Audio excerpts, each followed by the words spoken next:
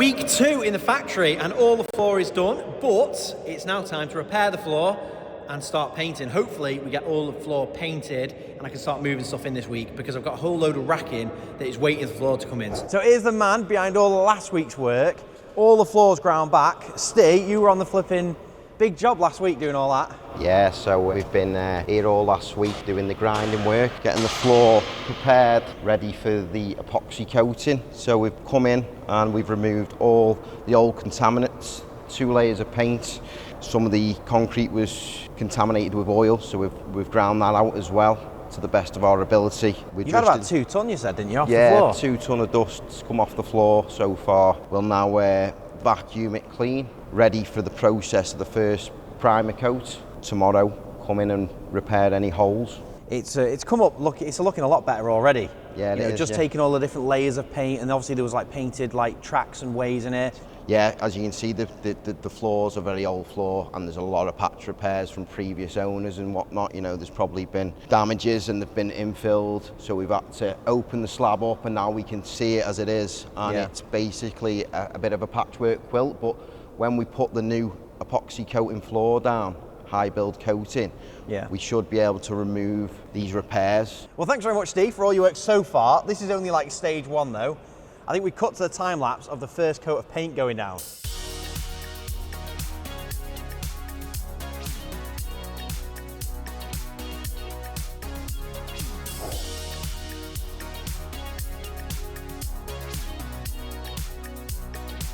So all the grinding's been done, but they've also put they feathered this in. There's like a raised pad on the floor here, and it had like a 2-inch lip all the way around, but they've done a like feathered in edge now. Looks really nice. You can see all the way around, nice and squared off. It means a pallet truck and a forklift truck can go up there. Still, you're never going to be able to get rid of that little pad, but at least it's all tied into the floor, and it's all fully ground back. You can see so many bits of like history where there's been some machine mounted here and floor bolts and pads and concrete patch repairs and cables putting in stuff, like little trenches. You can see a trench here all in the floor, but you can see down there they've done the first coat on half of the unit and it looks amazing already, but there is lots of bits to fill.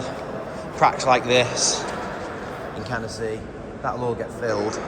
It'll never be perfect, but we are getting so much closer, and that's the other half that needs doing. So hopefully by the end of this week, week 2, all of the floor will look like that version, but possibly even better. So it's pretty exciting. This is dry, so I'm hoping literally over this weekend coming, week 3, I'll be putting racking in here and getting stuff moved in, which is pretty exciting. But I think we now crack on with the final bit of the time lapse.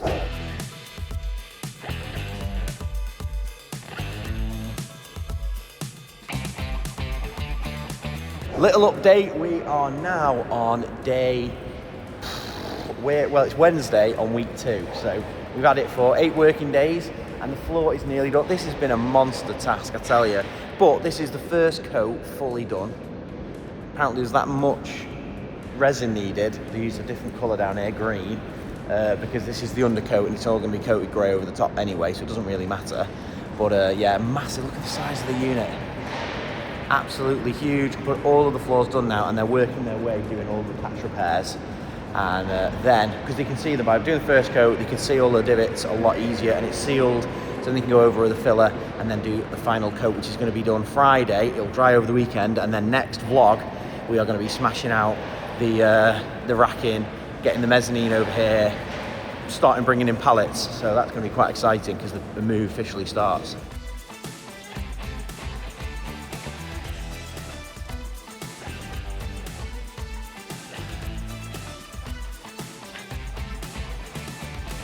So it is Friday on week 2 and I think we are at the final stage of the floor being done.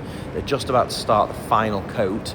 All the floor's filled and it's looking mint. So hopefully Monday we're on to moving in the racking and moving in all the pallets and all the gear, and it'll be I think the time lapse of moving in the racking and all the stuff's going to be pretty mental. But for the final time, I think we cut to the time lapse of the floor being fully coated.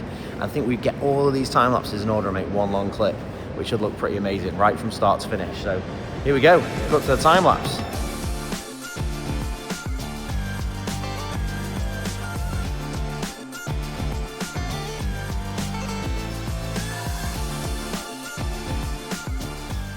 Right, so job is done, and it's done to a point where I can't walk on the floor, but you can see it is looking pretty mental. The transformation, when I put a before and after picture in now, you're going to see we've come a long way.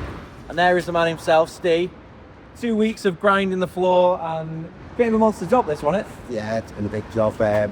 We've obviously come in, took away all the old coatings and repaired, you know, a vast amount of the floor. And now we're looking at a lot better floor than that. Has it surprised you?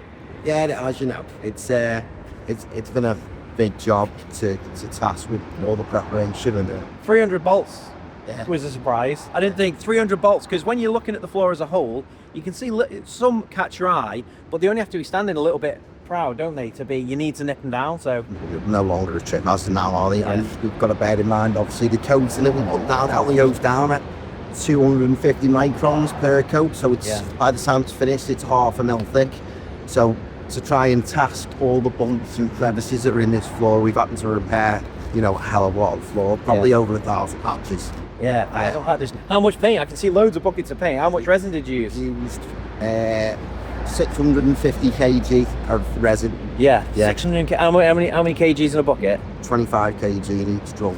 It's about 26, 28 buckets. 25 it was. 25 units. Flipping. I'll show you the skip. Look, this is the skip here.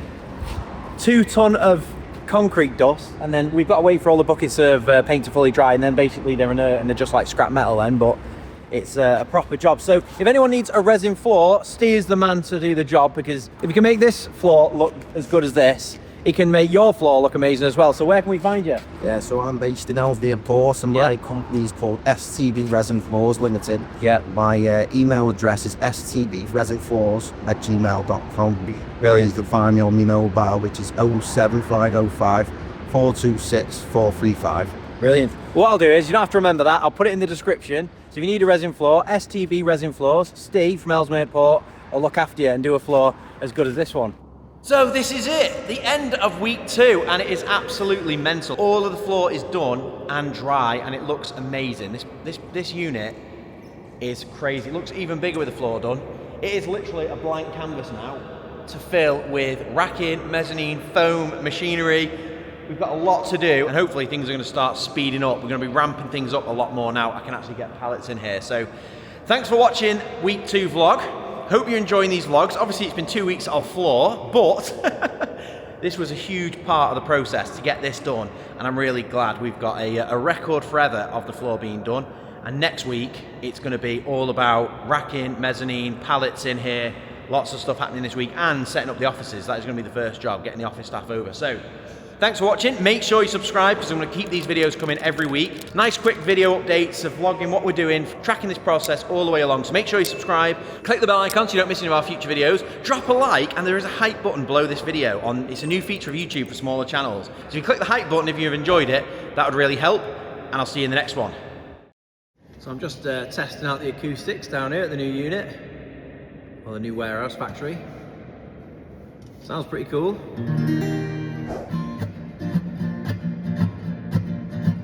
Said Red Molly to James, that's a fine motorbike. A girl could feel special on any such a light. Said James to Red Molly, my hat's off to you. It's a Vincent Black Lightning 1952. And I've seen you at the corners and cafes, it seems. Red hair and black leather, my favorite color scheme. And he put her on behind and down to Box Hill Lady ride. Said James to Red Molly, here's a ring for your right hand. But I'll tell you in earnest, I'm a dangerous man. I fought with the law since I was 17. I robbed many a man to get my Vincent machine. Now I'm 21 years, I might make 22, and I don't mind dying, but for the love of you.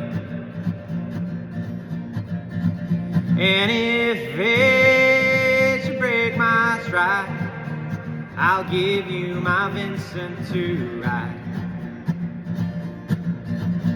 Come down, Red Molly, called Sergeant Gray, for they've taken young James 8A for armed robbery.